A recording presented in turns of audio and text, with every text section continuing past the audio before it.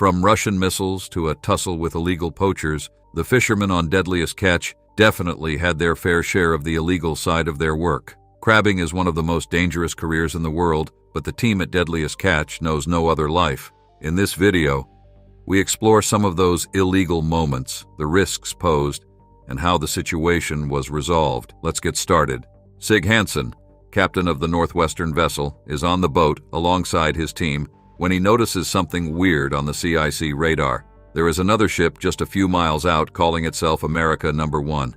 He investigates further and confirms that there is indeed another ship, a trawler, 105 miles away and right on his fishing path. Sig is afraid since he knows that the ship might go through his spot and destroy all his fishing gear. Sig and his team have already deployed the pots and left them soaking in the water. Usually, crabbers mark their pots with buoyant float, as this allows them to keep track of their pots and retrieve them when the time is right. If something, like the trawler, passes before the buoyant, the trawler easily disengages the pots and the buoyant, making the pots lost to the sea. This is why Sig is so hell-bent on protecting his pots. He quickly gets his radio and tries to communicate with American 1, hoping that he can ask them to turn back or change routes to evade his space. He calls a few times but gets no response. He starts getting aggravated, since no one is responding, and when he and his team started setting up their nets, no one was around. As the trawler draws closer, Sig realizes that he is about to lose gear worth $20,000. He quickly talks to his team, alerting them to what is happening and asking them to continue working, but they have to be quick and efficient to prevent losses. Sig's team manages to catch a few crabs, making it a successful night, but they have to be careful, seeing that the trawler is now tailing them 2 miles back. Sig explains that fishing is always a gamble, but based on the haul they have today, he is quite confident that the journey is worth the risk. In most cases, crabbers often encounter such huge ships on the way, sailing close to their pots. There are certain laws and regulations set in place to avoid such cases like what happened to Sig. Certain measures require that huge trawlers or freight ships announce their presence, and they are forbidden from using routes popularly known for crabbing. However, certain captains do not obey this law, and this causes great losses to crabbers. The next instance is very surprising and deeply intriguing. It also goes to show that sometimes captains and their crews have to be on high alert and ensure that they are ready to defend themselves from poachers. In the crabbing world, poachers are people who trail fishing boats intending to steal the boat's pots, while the crew and everyone else are less aware. Normally, they present themselves as other fishermen, crabbing around like everyone else, but these are thieves. Deep into their fishing journey, the captains of Wizard and Aleutian Lady notice something very weird. A strange vessel is tailing them from a distance, and they have no idea who the people in the ship are. The two captains, Keith Colburn and Rick Shelford of Aleutian Lady, start talking through a radio call in regard to the situation and what the vessel is doing in the waters, 6 miles from their respective positions. Keith is positive that the vessel is watching them, and he has an idea of how to confirm their suspicions. In such situations, these boats usually look at the active crabbers in the area, monitoring their movements so that they can find the perfect time to leap in and steal the pots. In most cases, the fishermen rarely realize their pots are missing until it is too late. Keep in mind that when the pots are set on the ocean, the crew keeps watch by tracking the floats on the pots. This means that a pot can drift out of sight and can easily be snatched by poachers. He wants to throw the boat off as he suspects that the people in the vessel might be after the fishermen's catchers. Rick steers his boat to head west at 270 degrees, and Keith confirms that he is losing them on his radar. Rick then turns off the automatic identification system to make his vessel invisible. Keith hopes that Rick is far away and out of range. However, the crew of Aleutian Lady faces a challenge when one of the lines for the vessel's pots gets tangled up. While the crew works on fixing that, Keith advises them to be careful and let him know in case something comes up. Later that night, Keith confirms to Rick that the strange vessel is still trailing them. Since both fishing vessels are invisible, the team decides that it is time to act. They quickly switch off the lights on their vessels and wait until the strange vessel draws closer to their line of sight. As the vessel advances, the crew prepares themselves for an ambush, hoping to scare away the guys in the other vessel. A few minutes later, the strange vessel enters the line of sight. This triggers a chain of reaction, where the crews on both fishing vessels unleash dozens of fireworks and aim them toward the oncoming vessel. They also turn on their lights to make it seem like an ambush. and scare away the vessel. As expected and hoped, this action caused the oncoming vessel to quickly turn back and leave the waters, making the fishermen celebrate their victory. On another fishing expedition, the Time Bandit vessel and the Wizard find themselves veering a little too close to the Russian border, and their experience turns into one of a horror show. On this particular day, Keith Colburn and Time Bandit Captain Hillstrand find themselves near the U.S.-Russian border. Normally, they don't fish this close to the border, but for some reason, they did. There is a rivalry going on between fishermen from these two regions, as in most cases, the Russian trawlers end up fishing in the U.S. waters. Today, the two captains are determined to protect their waters and fish there as needed.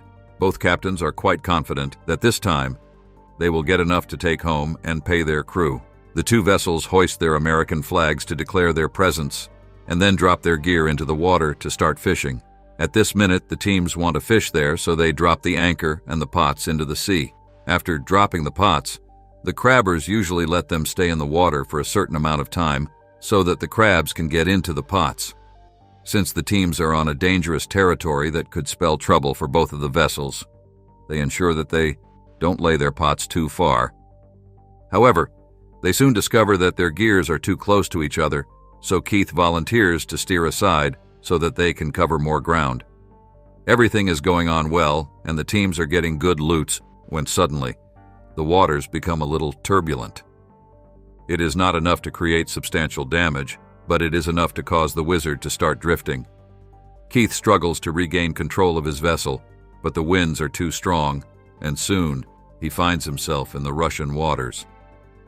This is quite scary, and Keith has to hurry back to the U.S. since he knows that something bad might happen.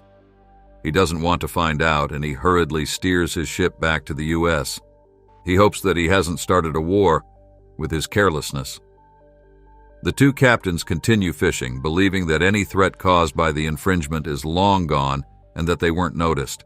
However, something strange happens, and this causes panic and chaos to the team.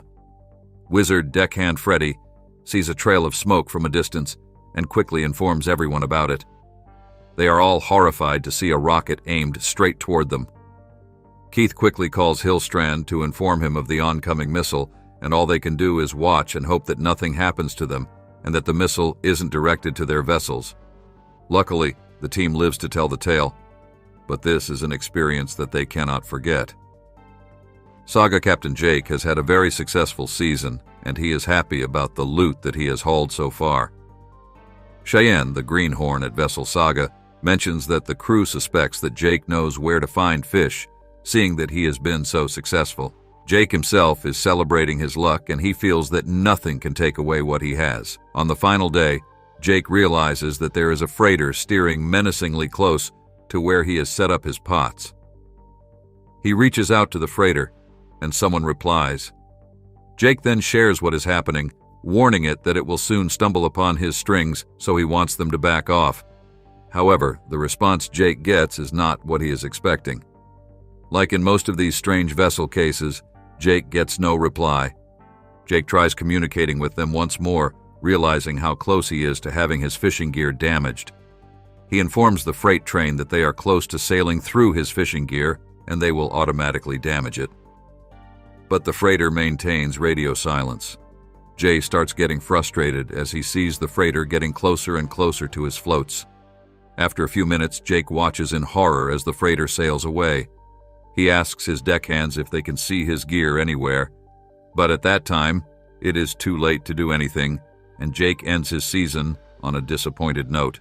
The Bering Sea is quite a huge expanse of water, but on one occasion, the Wizard Captain Keith finds himself in a very precarious situation. Keith finds himself yelling at another fisher boat that has accidentally strayed right in his path. Keith radio calls the captain of the smaller boat, shouting at him for being too ignorant to create such a mess. He starts asking him to steer away, but it is already too late, and sadly, the smaller boat hits the Wizard's hull. This is quite a scary moment for everyone on board, and the crew rushes to check for any damage. Keith yells at the small vessel's fisherman, but he knows that at some point he has to stay silent and come to terms with what has just happened and the implications it holds for his vessel. He knows that a small leak in the hull might cause the vessel to start taking in water and land them in hot water as they lay with the fish. His worry is not unmerited, seeing that they are quite far from the shore. Keith feels he is ready for damage control, but before that, he guides the captain of the smaller boat on how to safely exit the area without causing further damage to either vessel. He also advises him to ensure that he checks any damage done from the ram-on, and he hopes that they are okay. Keith walks to where his crew is and finds that they have fixed the point of collision. However, the worst is far from over since the team doesn't know whether the vessel has sustained further damage. The team successfully closes the collision void and continues inspecting the vessel to see whether any other part has sustained damage. Keith's fear isn't unwarranted, and he keeps on double-checking everything since he knows how dangerous his career can be in the face of such an accident. After much deliberation and investigation, the crew is happy to see that everything else is in its right place. Keith is relieved, and he learns that the Wizard must have hit the other boat with the anchor due to the collision. This could have been so much worse, but for now, everyone is happy that they lived to see another day. The last incident involves the Summer Bay vessel captain Wild Bill. He has been having issues with his deck boss Nick, who has been struggling with work lately. This is a very frustrating thing, as one needs someone who is in total control and someone you can depend on fully, since the waters are unforgiving. However, Nick explains that the reason he's been slacking off work lately is because he has a health problem. Like the great boss that he is, Bill takes Nick to the doctor so he can get tested and hopefully screen out the problem. Unfortunately, the doctor's test results come out clean, indicating that the doctor couldn't find anything wrong with Nick. Nick is excited about the results, but Bill is worried, as he knows that something must be wrong, since Nick is not behaving at his optimum as a deckhand. Bill decides not to proceed further, and he allows Nick back on the boat and hopes that with time, Nick will be better. He also wants Nick to share the doctor's good news with the rest of the crew, as they are all worried about him. However, things take a dark turn when Bill seeks out Nick later that evening. He finds that Nick has indeed been lying all this time, but the truth is much more sinister than Bill expected. It turns out that Nick had been abusing opioids, and the second he got away from Bill, he went and got high. Bill is so disappointed since he actually thought that Nick was suffering from a disease, and he was deeply worried about him. To learn that Nick is abusing drugs makes him so angry, and he leaves, cursing at Nick. He feels that he cannot have a drug addict on his boat, as this puts everyone at risk. Consumption of drugs is something that could even get his fishing expedition halted by the authorities. Many cases where fishermen have been charged with drug smuggling are reported, and Bill is afraid of what this could mean for him. Later, Bill goes back hoping to talk to his deckhand, but he cannot find Nick. Instead, he finds some drugs in Nick's sleeping area, further deepening his anger and disappointment. There you have it, folks. Let us know which illegal moment on Deadliest Catch caught your attention in the comment section below. Thank you for watching. Remember to like this video and subscribe to the channel. See you in the next video.